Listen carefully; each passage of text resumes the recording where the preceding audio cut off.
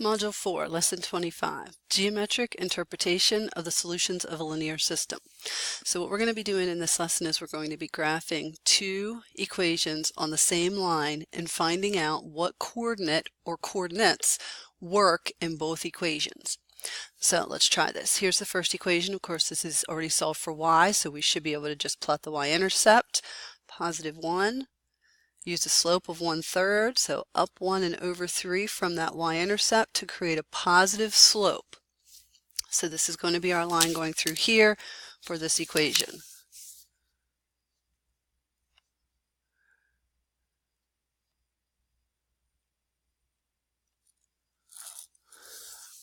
All right. Now let's graph the other equation. It is not solved for y, but it can be easily solved for y. So I'm going to subtract the 3x on both sides, and then y is by itself, so it's now solved for y. The y-intercept is 11.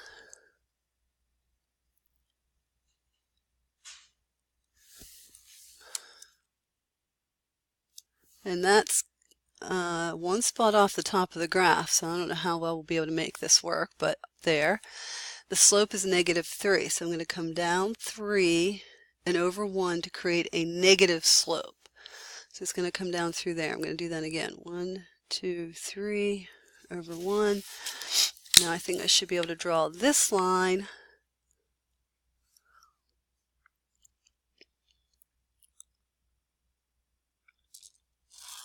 for there. All right, now we want to know what is the ordered pair that intersects where the two lines intersect. So what is this coordinate? Well, 1, 2, 3, 1, 2. Over 3, up 2, positive 3, positive 2 would be the point of intersection.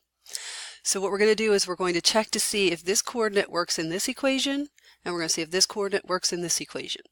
All right. So does the 3, 2 work in this equation? Remember, this is your x, this is your y. So y is 2, x is 3.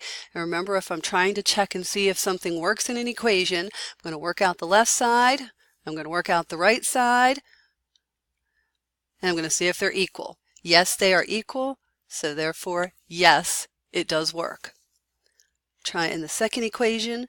If we put 3 in for x and 2 in for y, this side of course is 11. This side is 3 times 3 is 9 plus 2 is 11. And yes, it works in this equation as well. Now, if we pick a point like 0, 1 that is in the one equation or on the one equation, on the one line, but not on the other line, do you think it will work in both equations?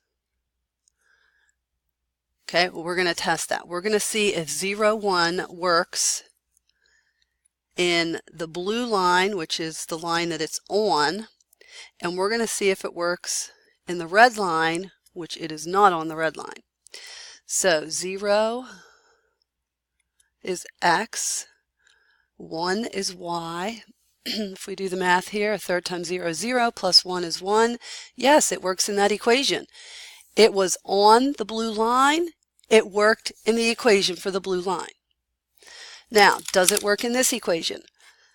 3 times 1 plus 0. Well, 3 times 1 is 3 plus 0 is 3. No, it does not work in this equation. It was not on the red line. It does not work in the equation for the red line. Now, what do you think would happen if I chose a coordinate that was on the red line? For example, 2, 5. If I chose 2, 5, do you think it would work in the blue line equation? Do you think it would work in the red line equation?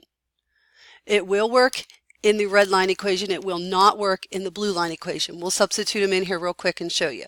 5 equals 1/3 times x is 2.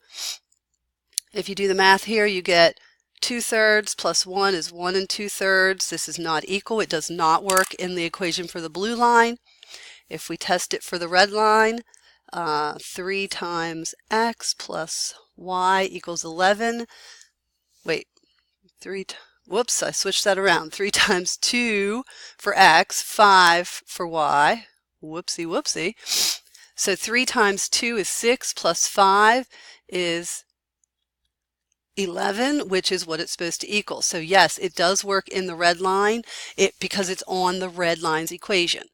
Okay, so any point that you pick that's on this line is going to work in that equation. Any point that you pick that's on this line is going to work in that equation. Any point that you pick that's on both of those lines will work in both equations. And if you pick a point that's on neither line, like a point up in here somewhere, it's not going to work in either equation. All right,